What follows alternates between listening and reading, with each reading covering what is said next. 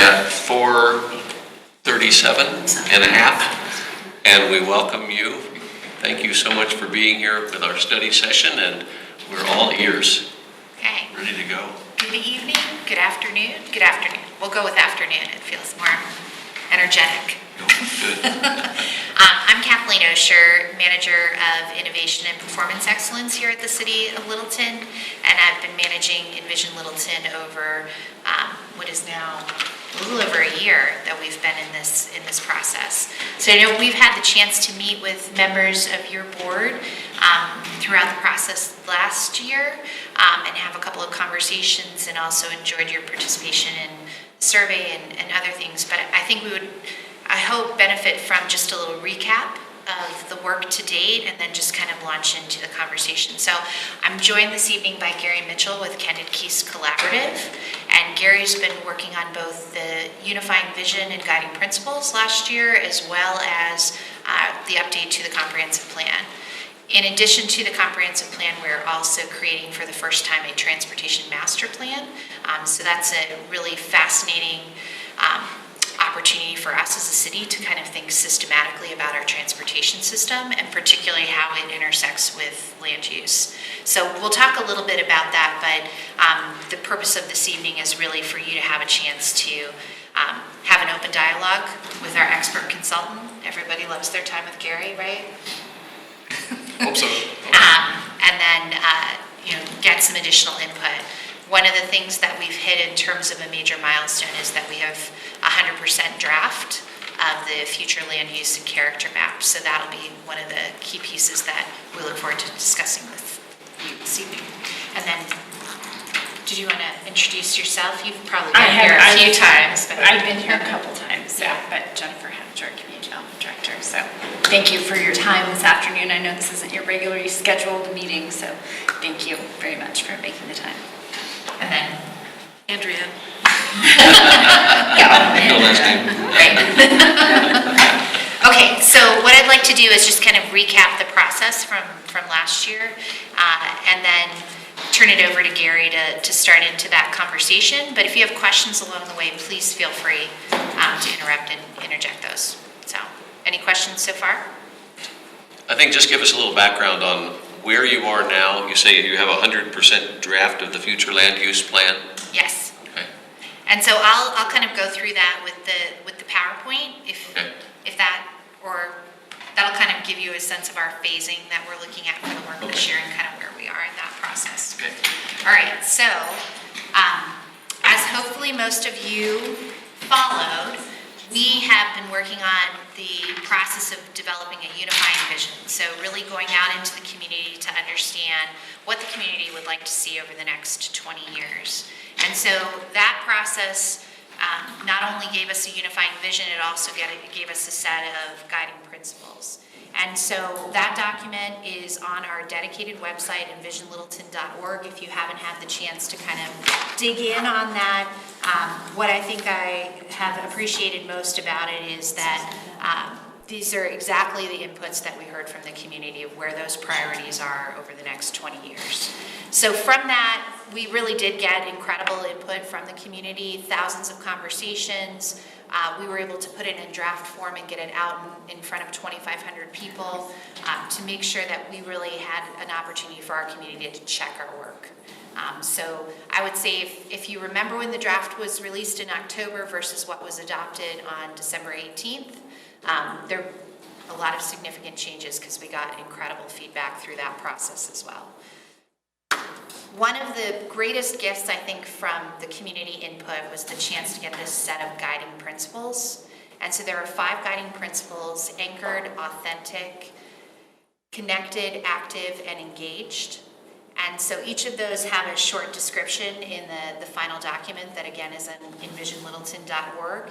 But really the idea that we really wanted those to serve as a tool for guiding us through decision-making relative to the future land use map, the comprehensive plan update draft, as well as the transportation master plan. And so when we were out in the community, what seemed to resonate most was this idea that they would almost help us filter through. Like you could dump a decision in the top, it would go through the filters, and then you would look at the end result and go, that looks looks good, or you might go, so you might make some changes, go through those filters again, and kind of go through that process to kind of make sure that we're aligning with where the community would like to go.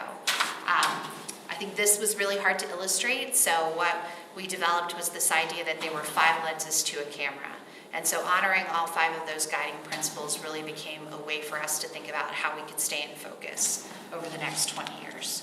Obviously, there are a whole set of inputs that go into that, but the outputs really central to tonight's conversation, that obviously that comprehensive plan update, the transportation master plan, other ongoing efforts here in the city, and really kind of get us to a position where we could understand the community's values and really use those to help drive decisions so that we could be values-based and data-driven. This year's work, as we dig into the update of the comprehensive plan and the transportation master plan, we devised that into 5 different phases. And so the first of those phases is one of the most important, to really understand who we are, what's going on, what's the lay of the land, what's the existing city. We produced 2 data books, one relative to everything that's happening in the city and one that is more focused on transportation. They're absolutely fascinating in terms of some of the things that opened up my eyes. The one example that I continually use is that the city of Littleton, for example, has almost 32 acres per 1,000 people of open space and parks, which the average Colorado city is 9.6. So we do that 3 times better than the average Colorado city, which makes sense when you think about Littleton, but it was sort of a startling statistic. So we really designed those as data books. We've done a number of trivia exercises out in the community. We even had it up online for a while. You could take a quiz, test your knowledge of Littleton. And then we moved into phase 2 of the program to really understand what the key assumptions are going to be. And so we kind of combined those 2 phases so that we can move into the future city and start to talk about what could happen over the next 20 years and where we could think about transportation, we could think about land use, do some of the modeling, think about changes that are happening around us, understand our place in the greater region, and that is the phase that we are currently in. So we're still in this future city phase. As we move beyond this, sort of towards the end of this month and into next month, we'll start to have some of that conversation about where are the priorities starting to illuminate themselves, where are some of those projects that we could anticipate moving forward, where are some of those funding strategies, really start to dive in on some of those policy questions too. And so then we're looking at adoption in October for both the update to the comprehensive plan and the transportation master plan. So our timing to be here this evening couldn't be better because we're right in that transition point, and we have a lot of hearty material to share with you and walk through the process to date, and so it's the perfect time to have a chance to get some of those reactions from you. Do you want to talk a little bit about, since you mapped it? So one of the first things we need to do, of course, to get ready to do a future land use map was look at the current land use in Littleton. And of course, Littleton is largely built out city. There's not too much vacant land out there. But this was how the numbers played out when we mapped what's on the ground today. And the thing that really stands out there is a couple things. As Kathleen mentioned, just that top left part of the circle, all that recreational space, open space that's in Littleton already, just when you start an effort like this, almost a third of the city is accounted for in that category. And then the bottom right and bottom, all that residential, which ties into so many other things we're talking about, from the city's economy, the tax base, just the nature of Littleton. So those 2 things really stood out. Let me move on to the next one, which is then when we started to look at the future mapping. And of course, because the city is mostly built out, we're mapping a lot of things that are already there and that likely will not change dramatically over time. But again, there's that starting point on the left of just putting the open space, the parks, those items, almost a third of the city. And then this chart on the right was actually from a couple of months ago, and by adding several other categories to the map, we were already 2/3 of the way there. So now, as of last month, we're at 100% map. But what stands out at that time was how much of the city, a quarter basically, was in the quote suburban residential category. I'll talk a little bit more about that, but basically that captures what so many people talked to us early on about the nature of Littleton and its neighborhoods, is neighborhoods that are very much about green and open space. Now, a lot of that is South Littleton as it's evolved, but together with other areas that are near greenways, trails, parks, just that character of Littleton. So, character. We've talked a lot about this with council, with planning commission, and it's interesting because character is one of those terms that gets used a lot in historic preservation discussions.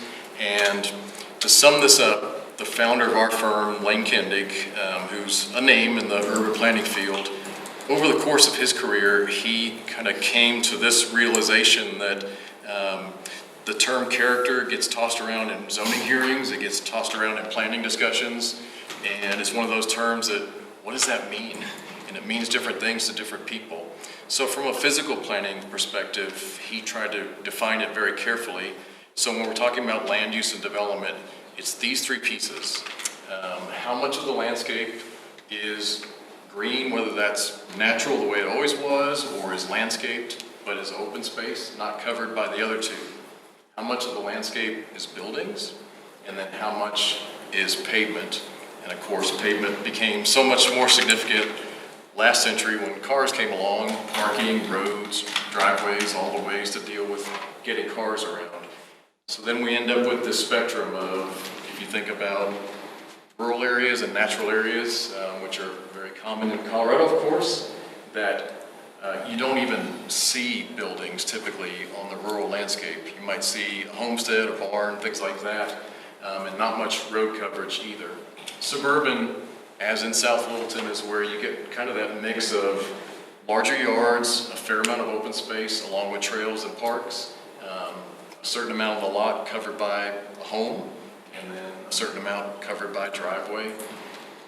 Urban end of the spectrum, close to where we're sitting here, a few blocks away around Main Street, downtowns are much more about buildings. Buildings close to the street, but even when you think about lots, much more of the property is covered by a building. And either downtowns where there's not a lot of parking, people park on the street, may park in a garage. Downtown Littleton's kind of a mix. There's surface parking mixed in, and that's certainly a hot topic. We know since we started year before last of just the parking issue in downtown. But so that's the way we think about not only land use, but the character of neighborhoods, of downtown areas, of corridors, all these areas. So I want to give you that quick background because that's where a lot of our discussion has been over the last year. So I don't know if you want to touch on a few more things. Yeah, I would just say from all the work last year with the unifying vision, even the guiding principles, I think you can see so much overlap with the work that you're charged to do for the city. There is such an incredible appreciation for both the history. I think one of the things that I would point to if you spend any time with this document is on page 12, there's this section called We're Held to a Higher Standard, which is the vision document. And so I don't know that was included in your packet, but it is available on the website. So much of the founding of this city is just, there's so much to build on, and that comes screaming across from what we heard from the community.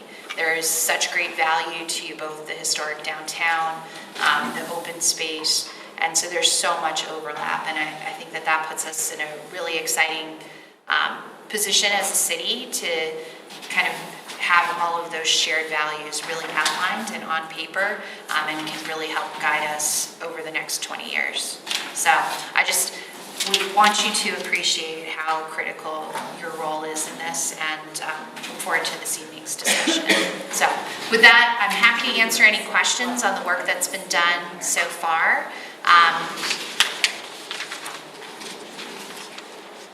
Or we can launch right in. We're just looking for pages. Oh, so that's in the vision document. So that's the one that's available online at envisionlittleton.org. Okay. So, but if you'd like to have copies of that, I'm sure that we may be able to get some of those copies to me. Yeah. Oh. I sent a message.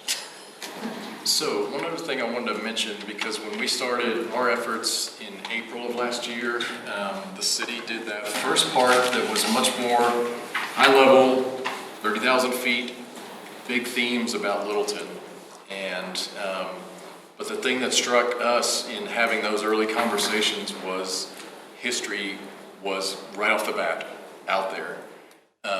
Whether it was certainly the long history of this city, from an architecture standpoint, in certain neighborhoods, that was all discussed. But what also struck us was, unprompted, people didn't bring up historic preservation and the tools of preservation as much as we hear in some other communities.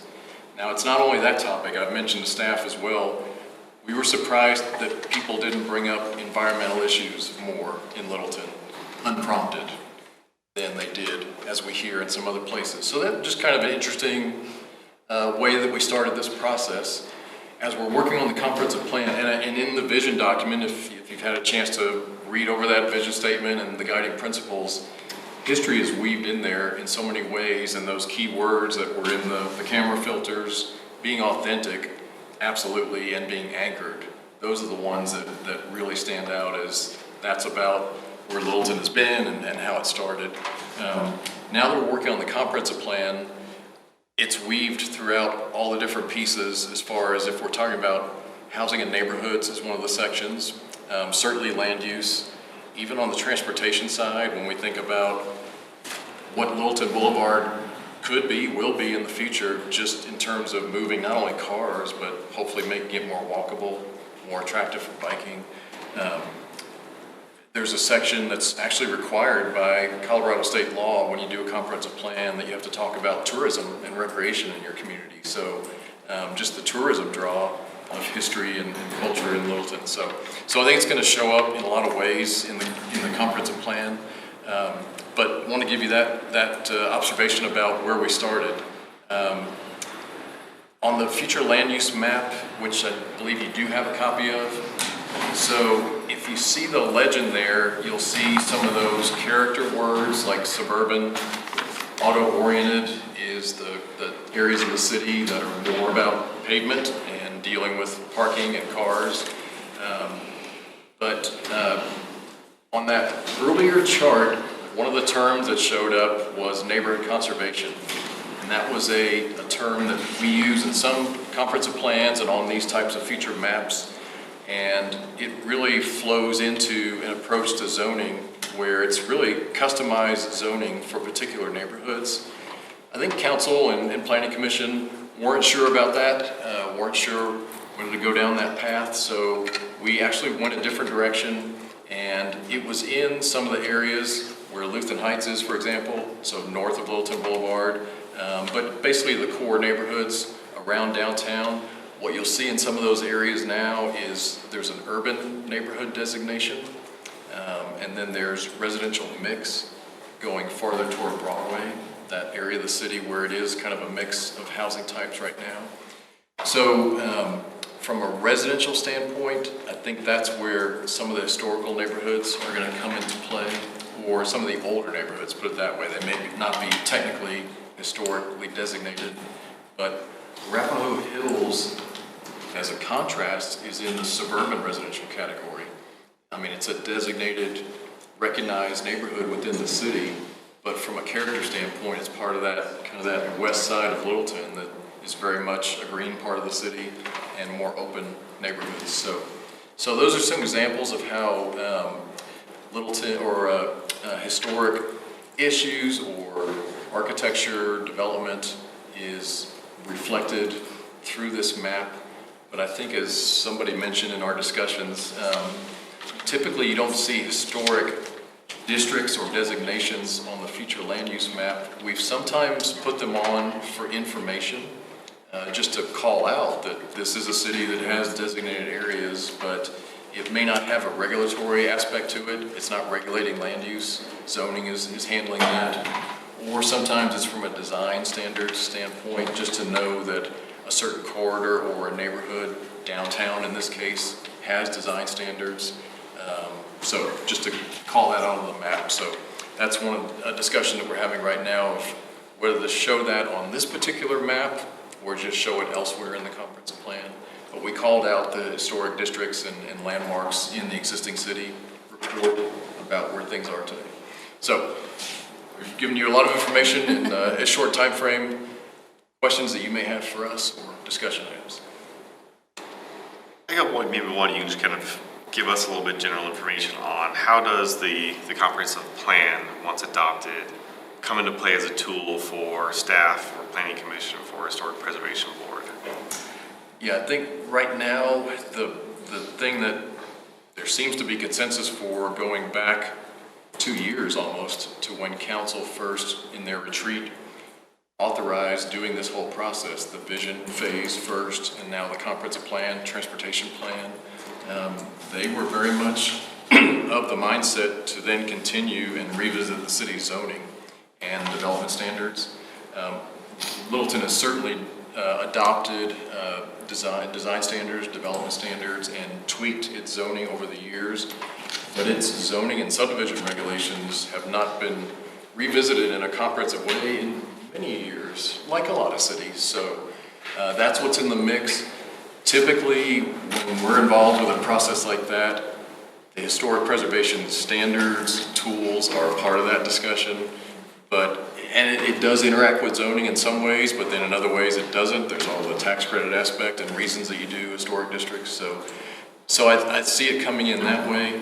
I think because of the focus on not only parking in downtown, but so many issues in downtown and interest in downtown, I think there's definitely going to be a recommendation in the comprehensive plan that a downtown plan should be a next step. And I think that'll really help to drive historic conversation, whether that's historic preservation tools and standards, or just how history fits into Littleton, starting where it all started, downtown. So that's a couple of ways I see it interacting. Along with that observation about people not bringing up the preservation tools, we have definitely heard the spectrum of opinion, as I figure you do in your duties. People who aren't keen on a very regulatory approach to historic preservation. There's certainly the opt-in district here and approaches like that, but and then what people see as historic. That certainly can vary across different populations and people that have lived here for a long time maybe versus people who are newer, just have different perspectives. So hope that helps answer that question. Gary, did you review the downtown design standards? Reviewed at a superficial level just to understand what was going on, and of course when it moved from guidelines to standards, that certainly happened while we were doing this work. If this continues, it's a budget issue. If this continues into the zoning work, the first thing that typically is done in that effort, and Littleton actually did this in a separate study a few years ago, is just study the heck out of every plan, study, document that feeds into regulatory items. So it wouldn't only be, when we started last year, we looked at all the district plans, the historic studies, the mid-century inventory of Littleton Boulevard. So we've looked at all those documents. At some point, it's the fire hose effect, just trying to take in all this information. But yes. So under a comp plan, would those design standards stay in effect, or would they be absolutely. changed? Absolutely. And I will say that, and always say that at adoption date, if council's ready to adopt a plan like this, nothing changes immediately by adopting a comprehensive plan. It's a policy document. You still have to adopt budgets, ordinances, capital improvement programs. But I think as part of looking at the city's overall approach to managing land use and development and the historical aspects, that'll certainly be in the mix. So now, by 2040, most of our existing buildings will be in potentially historic, right? Because they'll be that old. Is there a program or a plan in the comp plan to talk about a historic preservation plan for the housing stock, for the commercial buildings, the things like that? At this point, we're not calling out a historic preservation plan. And I think what we've discussed is that downtown focus first, and kind of work out from there because, again, as I say, just trying to find out where the consensus is of what tools to use, how far to take them in Littleton. So I think you've done the inventory aspects and certainly identifying historic areas, but it's those next steps of technical preservation. And for some of you that may not know this, you know, in terms of a real update of our comprehensive plan, the last time was 1987.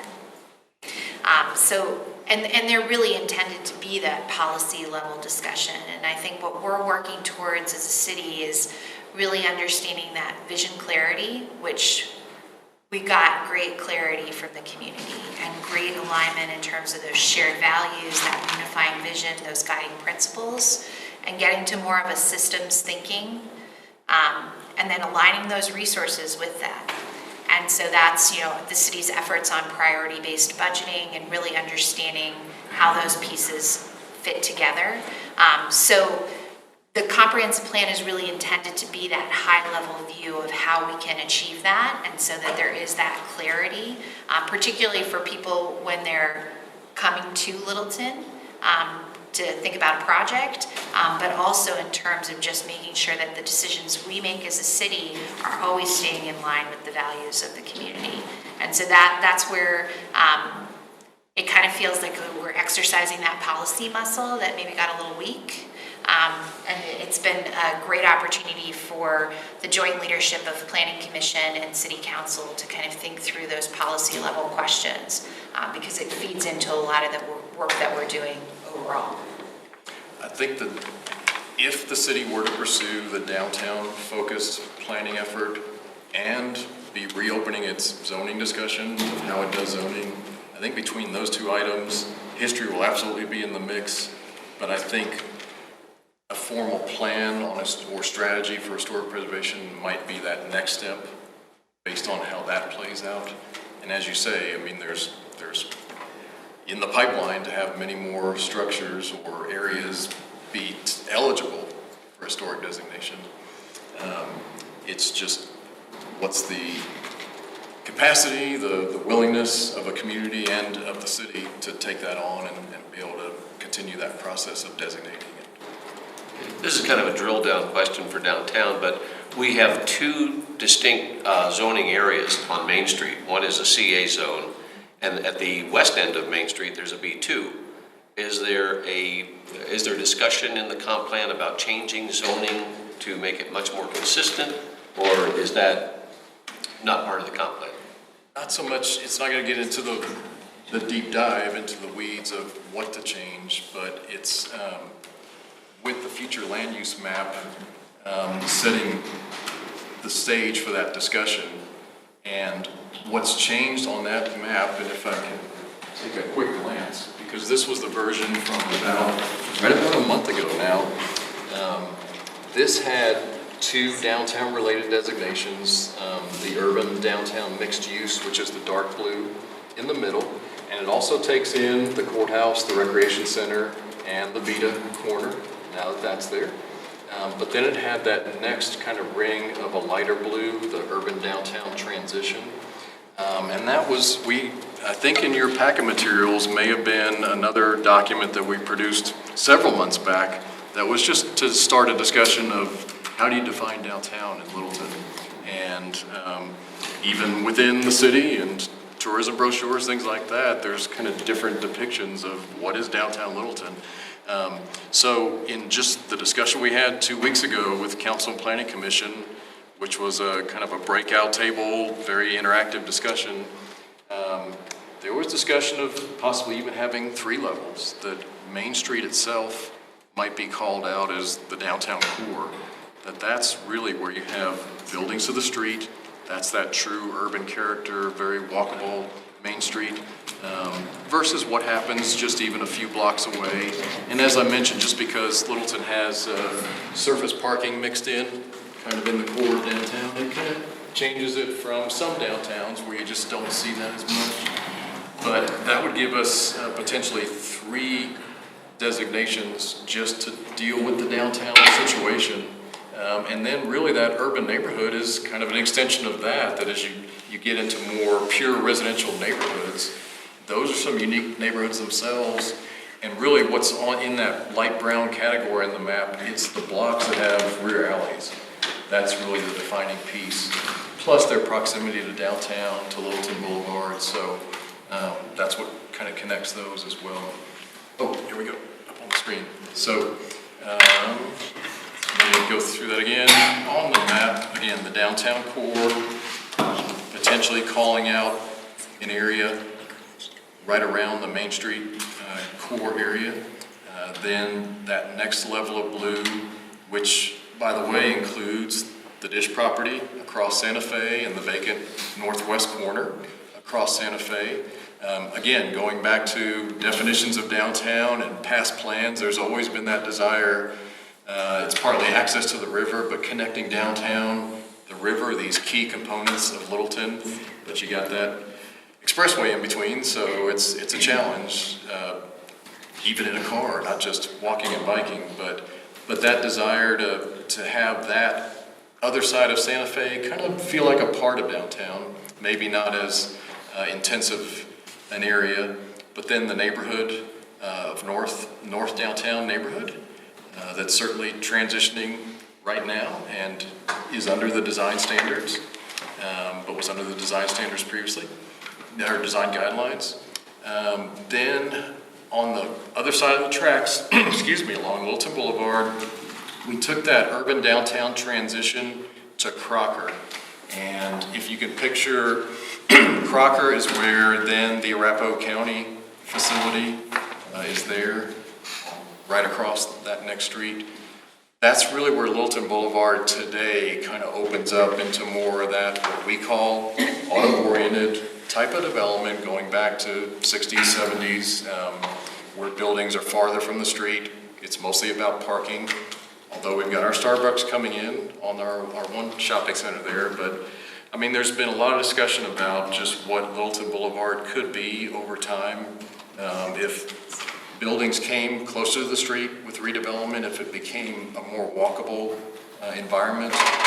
And when we had the discussion 2 weeks ago with Council and Planning Commission, it was actually some council members who were saying, why don't we take that downtown transition, the light blue, past Crocker to, it started out, go to Windermere, Datura, Gallup, then it was, let's take it to Broadway. So I think the challenge there would be as you get, let's see, scroll over. Well, as you get closer to Broadway, we've got the neighborhood, of course, on the south side of Littleton Boulevard, that you've got residential fronting right on Littleton Boulevard. So wherever that goes, I think it's an interesting discussion of, you know, what are the possibilities for Littleton Boulevard to be. We've talked about Littleton Boulevard maybe being more of your hometown corridor versus Santa Fe being the everybody's corridor. There's a lot of people that are just passing through Littleton just for commuting and getting places.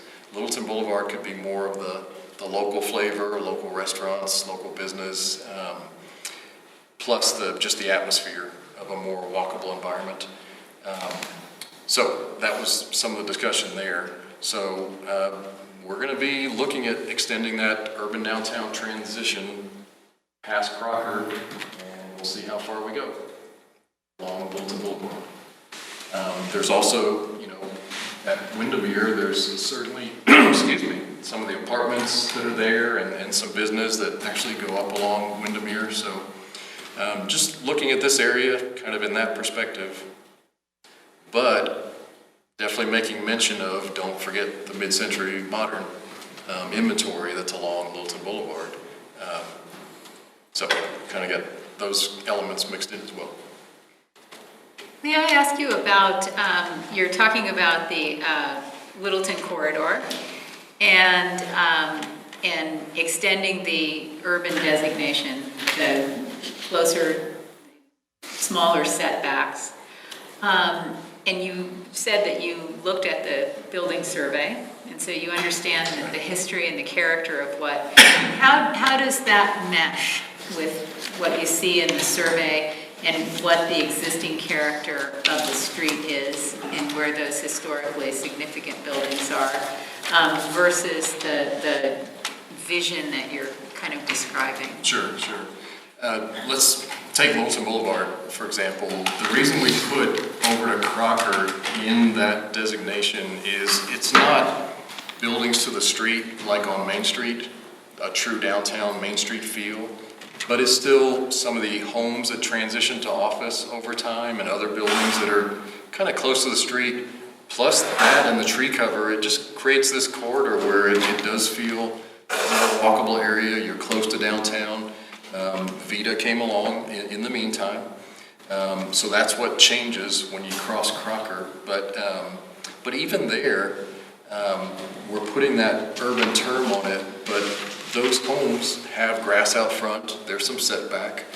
So that would be some of the zoning discussion, and even by calling out Main Street as its own designation, I mean, that might be the area where you're saying it really is the expectation to have storefronts and shops right up at the sidewalk, really that Main Street atmosphere. But in the blocks behind, maybe not that strict, and that's certainly the case on some of the streets in downtown now, that you've got a mix of some homes or businesses that are set back a bit from the street, others are right up to the sidewalk. I've mentioned it multiple meetings, we're out of the Houston area, we work around the country, but we're out of no zoning Houston. And when I'm in parts of downtown Littleton, and when I'm in this residential, what we call the residential mix area, I feel like I'm in Houston in places. It's really, the word eclectic has come up in terms of architecture, in terms of some of those typical zoning standards. It's not uniform setbacks. There's kind of a variety, and we've certainly built that into zoning in some cases where, you might have a 0 to 10 foot setback range where some can set back so you can have some outdoor seating, or if it's a floral business, there might be some outdoor flower display in front of a shop. But then there's other main streets that know we want those buildings up to the sidewalk. We want that atmosphere. I guess my question is, looking at the current situation on West Littleton Boulevard, that corridor is, they don't have retail right on the street. Right. I mean, there is a setback. There, it's used for parking or any number of things, but it's,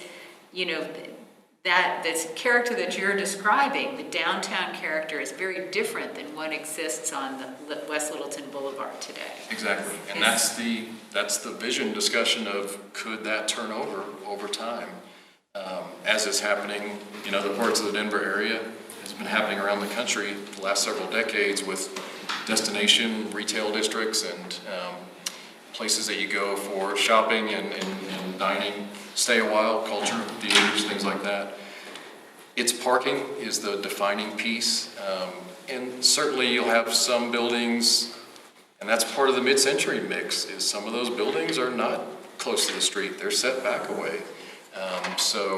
But it's where your street scene isn't dominated by front parking lots and buildings way back.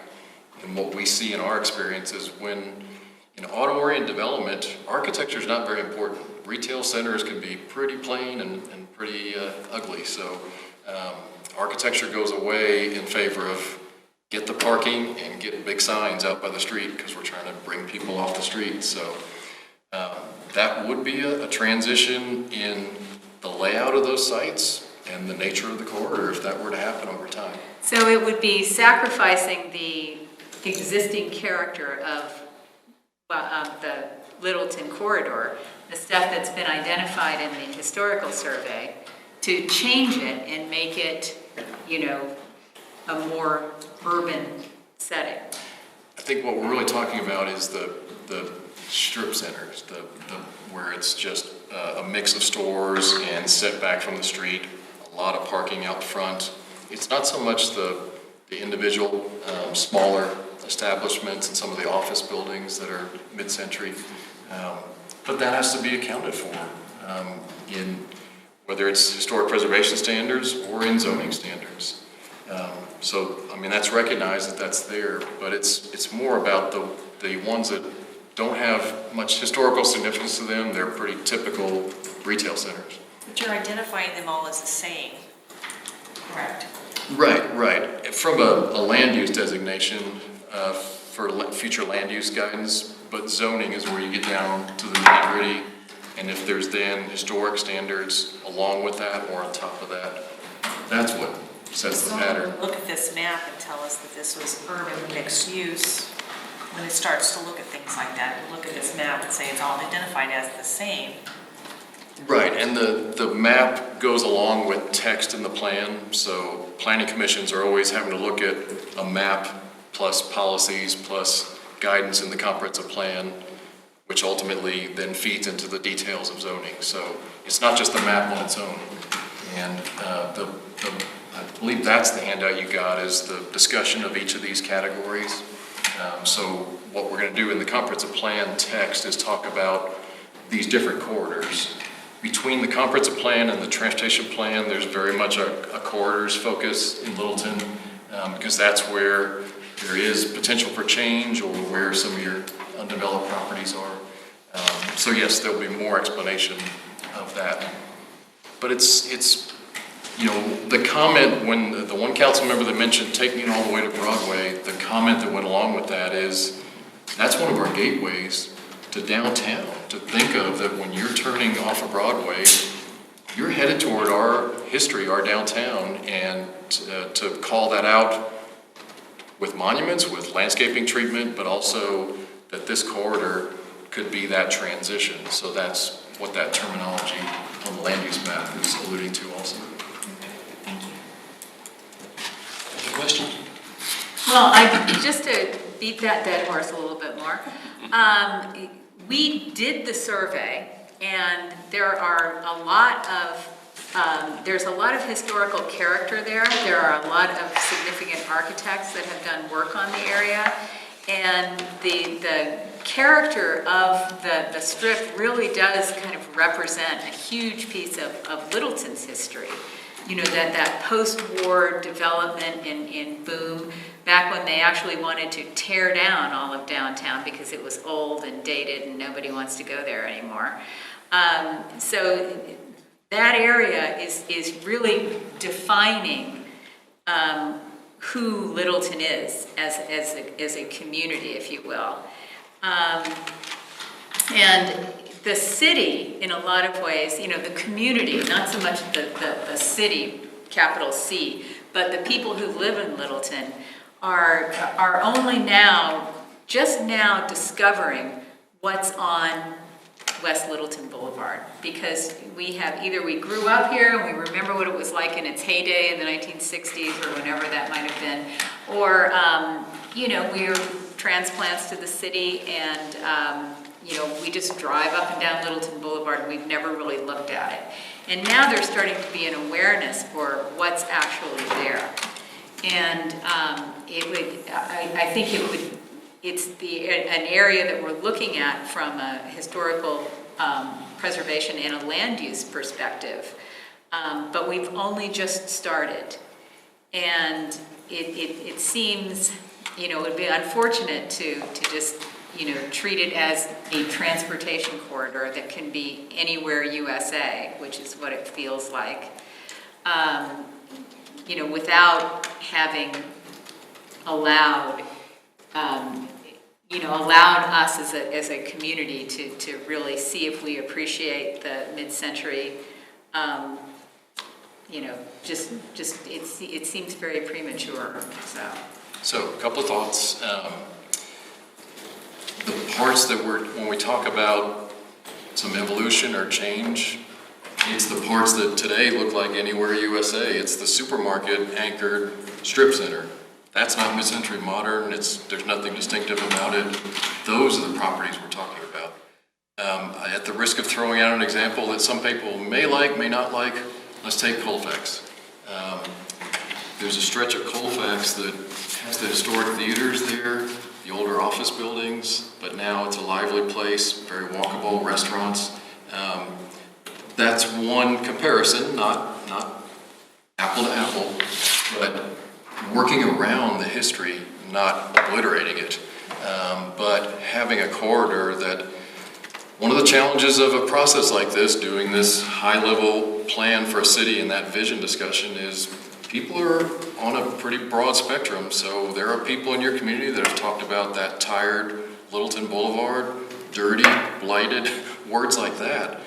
That's the challenge, is how do you make it a more attractive place so that those structures have a chance of being preserved and incorporated into a better environment along the corridor, not just being interesting architectural items along a dying corridor.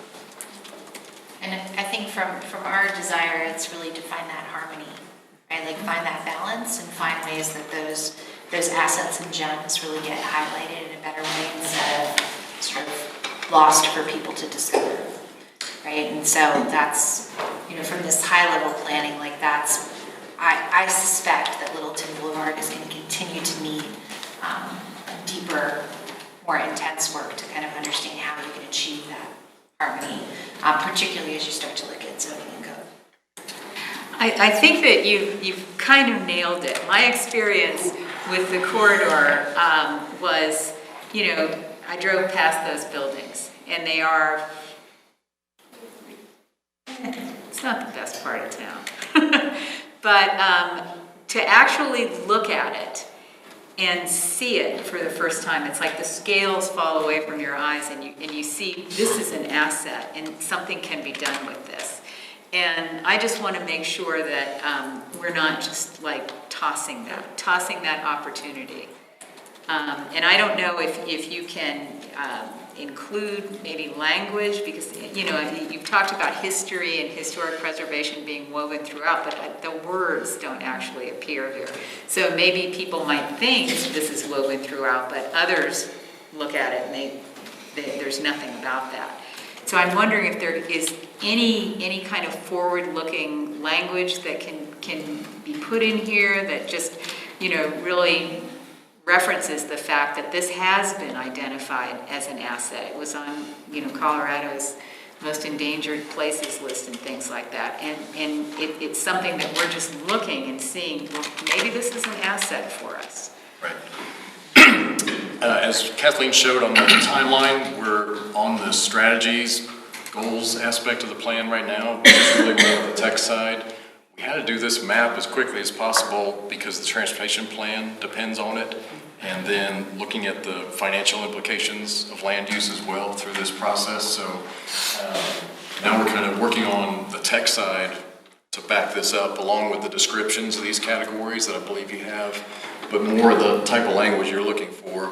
We're also going to connect the dots back to the previous plans and studies that have been done for these areas, because that's been a discussion all along.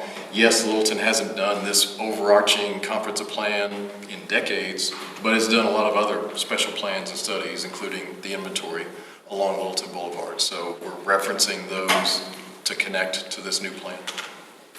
I don't think it's a question of changing the map, Gary, but it would be nice if you could identify, perhaps with outlines, the key areas of preservation in the city. Right. Where perhaps downtown is in an outline, Littleton Boulevard all the way to Broadway is in an outline. Aberdeen Village is another neighborhood that, will become very historic. Ridgeview. There's a lot of them in Littleton that still have not only their historic significance, but they still have maintained their character. So they haven't been changed into new types of neighborhoods. So if you could, as part of your plan, identify those other neighborhoods and maybe just draw a little box around them and say, these are areas of historical significance, and we need to attend to that. And we do have historic districts that can be called out. And those are called out. There was a first report that we did for the comprehensive plan and also for the transportation plan is existing city. And so all the historic districts, the landmarks are called out in that report. What we always have to be careful with in a comprehensive plan, which doesn't have that depth of text, is to not send a signal that these are proposed designations or that these are going to be regulatory in any way. So I don't even think it means that. I think it just say these are areas of potential historical significance. That's not a regulatory issue, I don't think. It's just based on experience, even saying that that Really? will, See, my problem is that when I look at this map and I see urban and urban and urban, urban doesn't say historic to most people. Urban is something else. So when I look at this, I see nothing historic.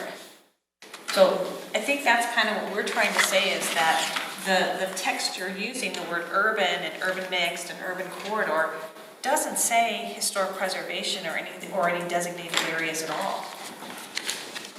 That's kind of the problem I have with it. okay, I hear you. I think I understand what you're saying, that it's like adding green somewhere. Like, in the future, we'd like to preserve this as open space, and then people that are there are like, wait a minute, what? I live here, right? So they're concerned about what kind of changes are coming that you're just not telling them, you know, the skeptic. But I am interested, you mentioned you didn't hear a lot about preservation in the meetings that you guys had, which is interesting and disappointing. My guess is that maybe people take that for granted here, like they do open space and parks. Or maybe I they don't use know. different language to get at the same idea. That's true. So I recognize that we can probably say historic, you know, and risk controversy, but we can say historic here. That doesn't mean anything's protected, because this is a future idea of the characteristics of these areas, right? So for a policy document, I'm actually really interested in what do you recommend as a way for us, representing all the folks that we know we work with, that shows that the city of Littleton really values historic preservation and its historic assets in a policy way, in a, you know, strategic planning language. Yeah, I keep referring to that potential for an overall downtown focused planning effort plus the zoning discussion. What we've tried to do through this, the vision process, you mentioned all the groups that you saw that we've talked to along the way going back to early last year. That same process needs to happen for your bailiwick, because once we got beyond the typical, the architects, the maybe neighborhood advocates, some people like that, the discussion dropped off. That's what stood out to us. I think you're right as far as my comment about environment not being mentioned. I think it is just kind of taken for granted that that's part of the mix here, but getting people to reaffirm that. And I said unprompted also, so now it's prompting them and ways to have that discussion and say, where does that rank? Because Littleton has other things to deal with. It's got infrastructure issues just like any older city. It's got public facilities that have to be maintained, so all the other things that are out there for city government to deal with. So to have that discussion of, okay, where is this on the priority list? When do we get to it? How much resources do we put toward it? So are you saying it's too late then to add some general policy language because you've already passed that phase? It just talks about how we value preservation in a more substantial kind of way? Because that will give us the sort of breadcrumbs that then lead us to the zoning. When it's time to update the zoning, then we can say, look, this was in the plan as being important. Absolutely, and that's language that we're drafting right now. Okay. It will be there. Cool. I believe That's what I meant. it's in the August timeframe that there's going to be a draft out for review. August so- 14th. Okay. So that's why I mentioned that we're tying history. Historic preservation will show up mostly in probably the land use discussion and housing and neighborhoods, but we're trying to mention it in other places, including that tourism component. Well, and I would be curious, because authentic has shown up as one of the, 5 kind of keys here. And I'd be curious to hear some verbatim or some examples of language that people were using around authentic, because I suspect that preservation isn't a word that is normally used in day-to-day language, but authentic can mean a lot of things, but it can mean we have real old buildings, we have real things going on here. A lot of times it's, when we have these types of discussions, people are comparing to next door or similar communities and saying, we didn't create our downtown 10 years ago. Yeah, ours isn't fake, it's real. And to me, that's another way of people unprompted saying, you gotta preserve this. Right, so, and it plays out, it's architecture partly, but it's also just an atmosphere, a feeling. It's the events that go with being here, Western Welcome, on and on. Sure. public buildings that are landmarks, the courthouse. So it came up in a lot of ways, but it's often, the authentic really came through and anchored compared to how people felt living other places and then Relative. moving to Littleton, or... And I think that's important. I mean, to me, that is historic preservation. Just, you know, comparatively, we look different. We have different buildings than. And at the end of the day, it's how regulatory are you willing to be? And the example, this is not so much the historic aspect, but again, on Littleton Boulevard, the issue of front parking, what we've done in zoning strategies, because we're always trying to use incentives, so it's not just hammer. If you'll move your parking to the back when you redevelop a property or to the side, the landscaping requirements for that parking area will drop dramatically because it's out of sight. But if you put it out front, we're going to make you landscape the heck out of that thing because it's unattractive when it's not landscaped. So that's a legacy in Littleton, is there are plenty of Anytown USA commercial strips like along parts of Broadway that there's not a whole lot of landscaping out there. There's not much green at all on those sites, which is why the pie is lots of gray and buildings, and green is this wide. So you can use the carrot, or you've got to decide how regulatory you're going to be on the zoning side or historic preservation as well. And one of the biggest overarching themes was this idea of a small town feel. And so that on page 5 of that document is where we really tried to dig down, because, you know, Gary said, well, you can be in a town of 200,000 and everyone loves the small town feel. So it is really trying to understand from a Littleton perspective, what are the values that are wrapped up in that, and what's the important characteristics of that really define that small town feel for people who live in Littleton. Let me maybe connect some dots here, back to several of your points. What we didn't hear from people early on, we're trying to build into the comprehensive plan language so that that foundation is then there for your next steps, whether it's that downtown plan, the zoning discussion, where you may go in the future on your historic preservation tools. So, and when you get a chance to review that, let us know where it didn't go far enough, where there aren't certain keywords in there. But this vision statement and process went through about 4 iterations at the council planning commission level. There was I think it was the maybe version 2.5 or something. We really went to town under the authentic and put a lot more language on architecture and historic preservation. It got cut partly because it was diving deeper than anything else. Nothing else was covered to that extent, but we saved that language. So not to say that historic preservation wasn't discussed during the process that we started last year to lead into the comprehensive plan update. It was just not going too far on detail at that point. So trying to work more of that into the comprehensive plan now. So it's the goal to have this comp plan approved by the current council before they leave office? That is the charge, not just the plan. The charge, okay.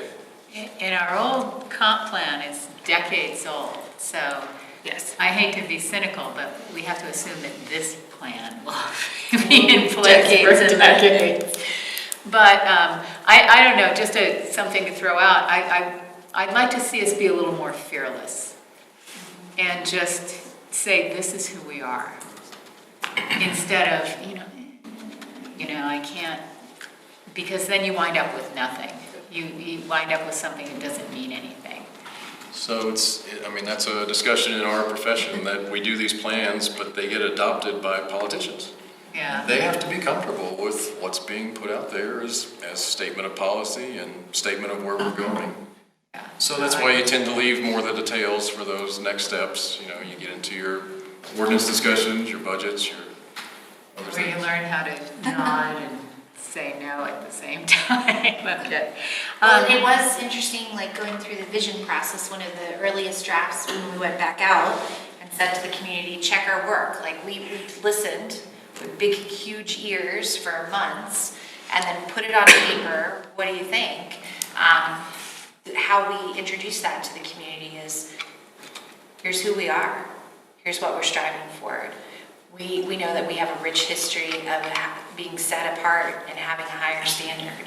We know there have been huge civic leaders that have come before us. How do we build on their shoulders? And so that was really the language that we went out into the community, and we found that resonated, in that idea of here's what we know about ourselves, but here's what we know we could accomplish because we have an incredible set of shared values.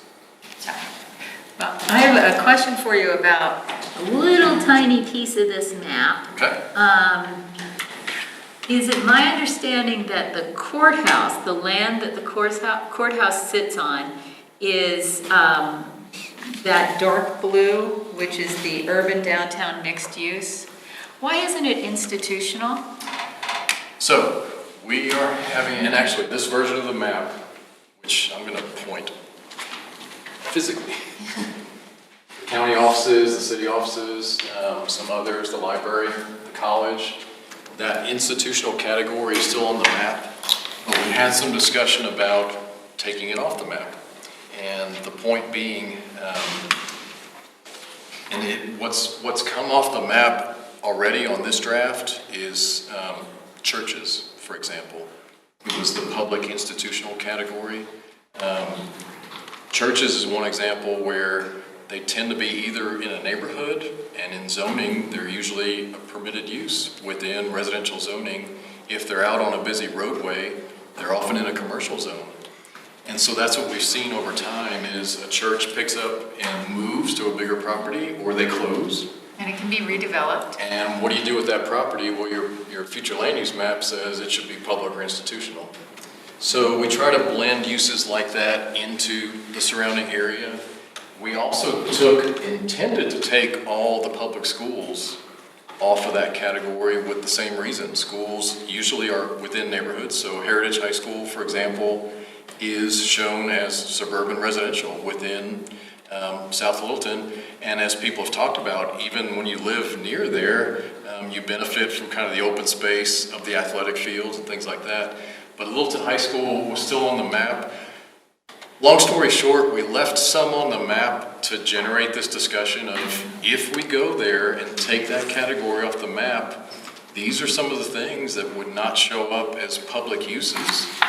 So if the city left this building tomorrow, which cities absolutely do, it would probably be an office building, or it would be torn down and this property would be put to another use.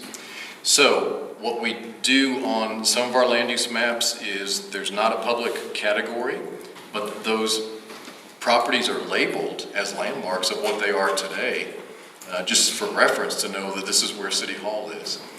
So the courthouse, we had discussion, thanks to Andrea, about should we call out things that are even landmarks, such as the courthouse. And so it goes back to our discussion of calling out the districts and landmarks on this map. It's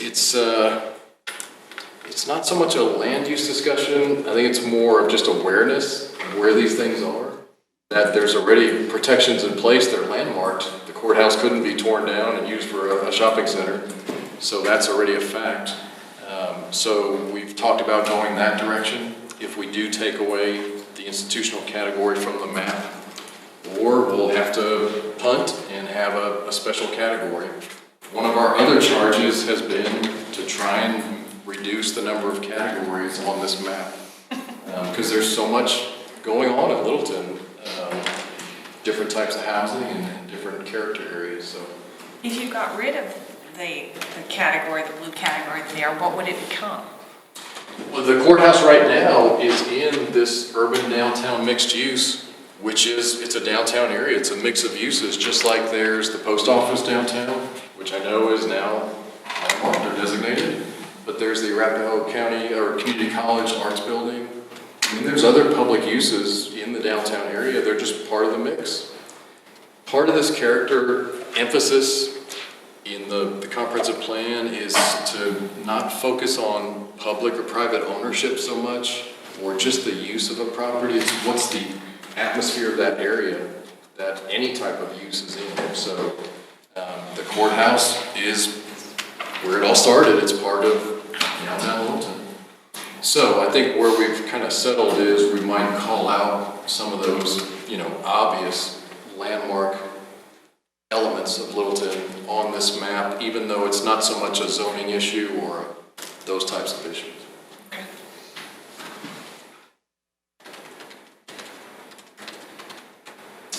Other questions we can answer for you?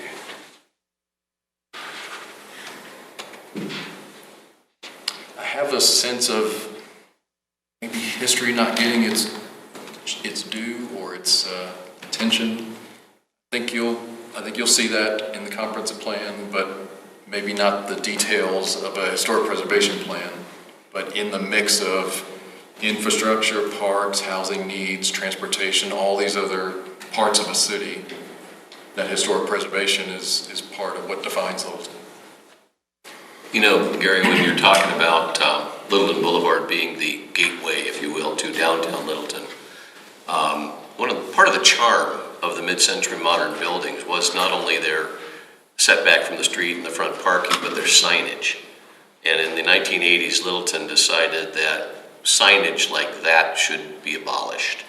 And to me, that was part of the charm of those buildings. Now, I'm not saying that we need to go back and put up signs in front of every mid-century modern building identifying, Chick-fil-A or whatever, but is that part of the way that you guys think in terms of restoring some of the historical elements of a certain part of town? I don't know. I wouldn't say so much us. I was going to mention some cities we've worked with. There's one that mandates that neon be brought back as buildings are redeveloped. They had a legacy of neon in their downtown. But I mentioned incentivizing before that I'm thinking about some of those theaters along Colfax that I really like how they're kind of part of the mix now. And those marquees are still there in the old signage, which I think has neon to it as well. But lighted signs. But it's it's not the place it used to be. But you still have those elements that are there. And I know what you mean about some of the mid-century modern was absolutely set back purposely, others not. But maybe that front area can be a public space, some type of gathering use or a green space. Does it have to be parking? As long as the building, the architecture is preserved and made part of the mix along that corridor. Well, I echo Kim when she says be bold in your assertions and your recommendations for this, because we really want to see this preserved. I mean, at least given a chance to be preserved. Individual building owners will have some determination since they own them, but we really want to get that sense going, with the folks in Littleton here.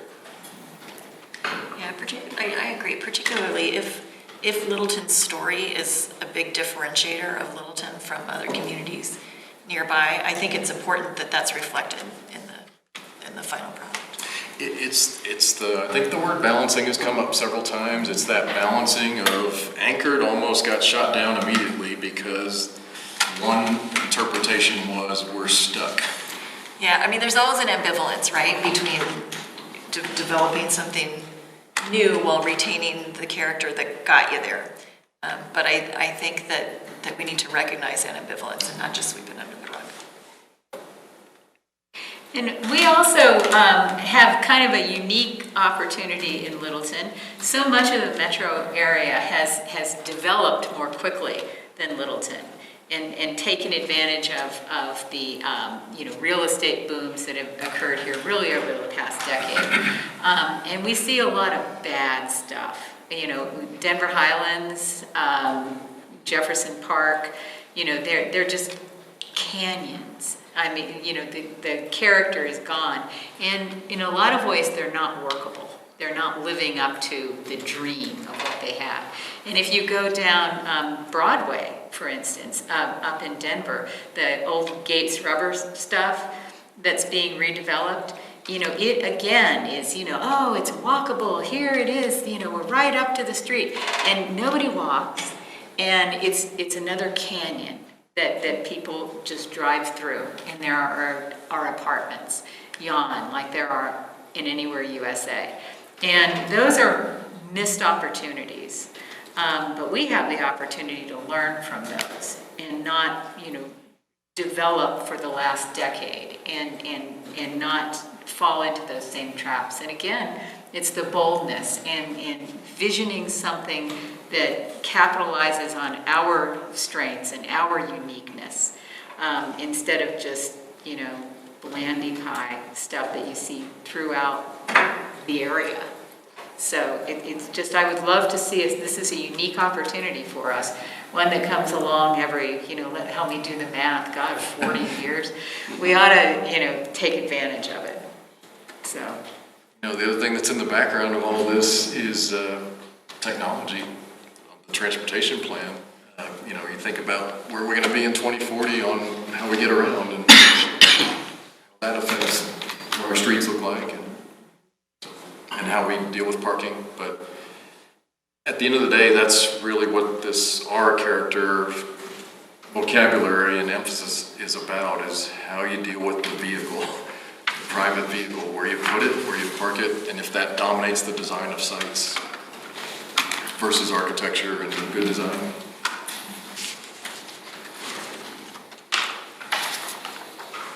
Anything else?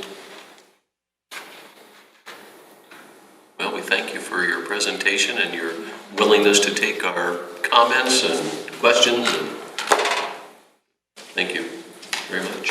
Thanks, Kathleen. Yeah, thank you. And where do we go from here? Are we, we're looking at August 14th for the next Yeah, one? and Mike, you're the representative on the community coordinating committee as well, and so you'll be meeting on the 14th, the draft 14th of August. of August. Is there a meeting in July? There's not a meeting in July, No meeting. so we'll be doing, right, lots of work to prepare for that, and then joint leadership of City Council and Planning Commission will discuss the first draft on August 13th. The CCC will meet on the 14th. Obviously, those documents will be made public on the 14th, and we'll start encouraging people to participate in those comments. I think we'll have a pretty good indication of where both plans are headed, but not actual words on page just quite yet.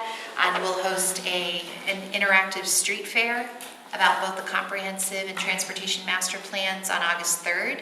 We're doing that in conjunction with the Twilight Criterion, so it'll be from 3:30 to 6. We're also scheduling a telephone town hall to share both of the plans on August 28th.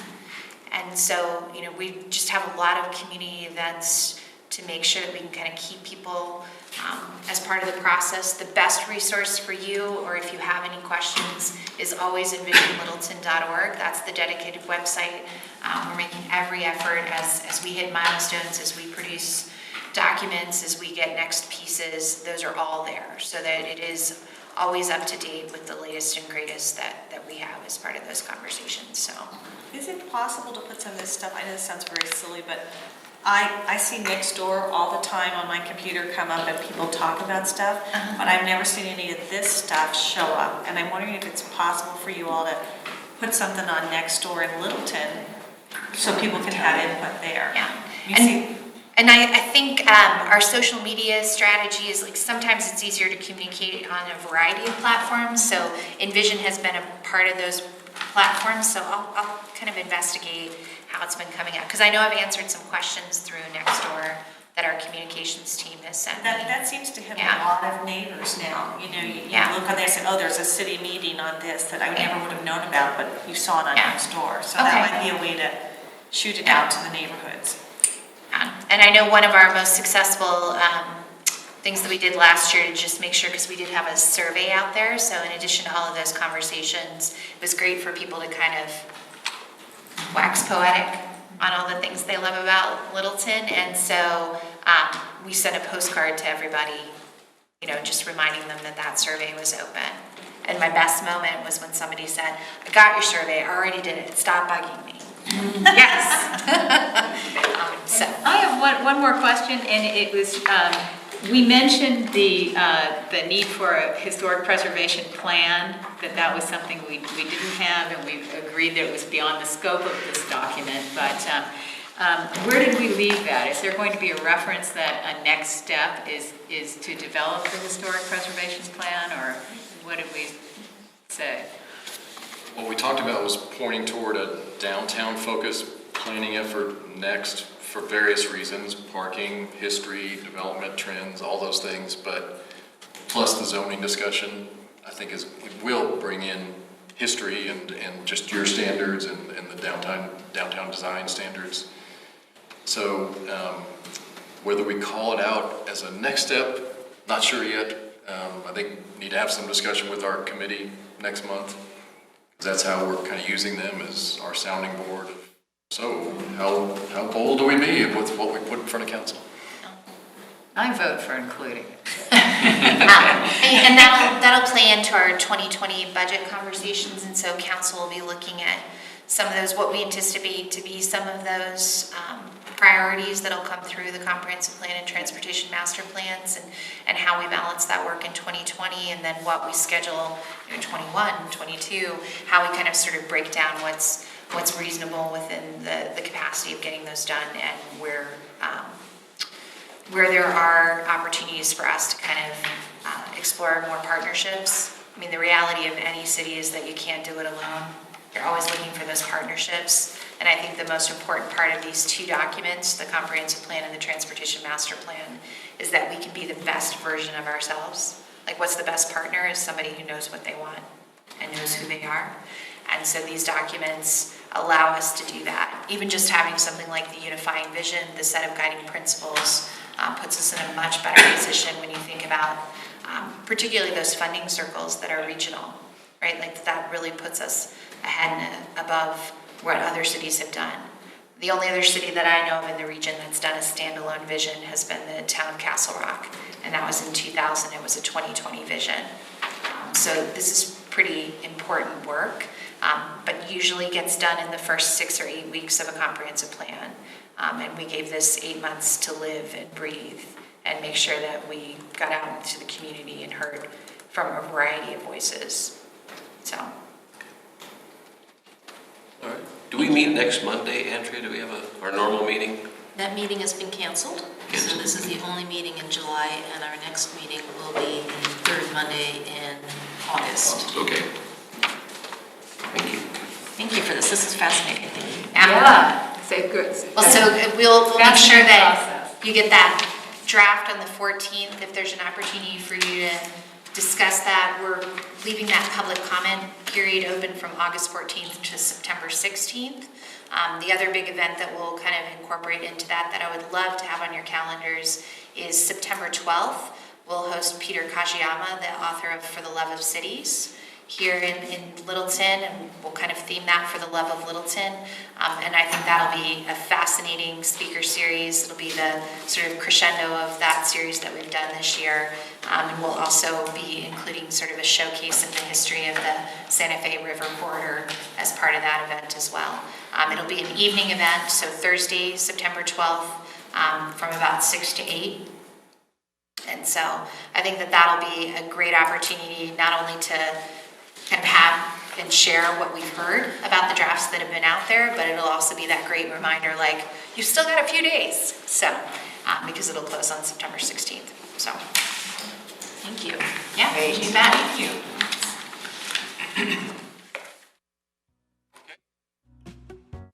Meeting adjourned?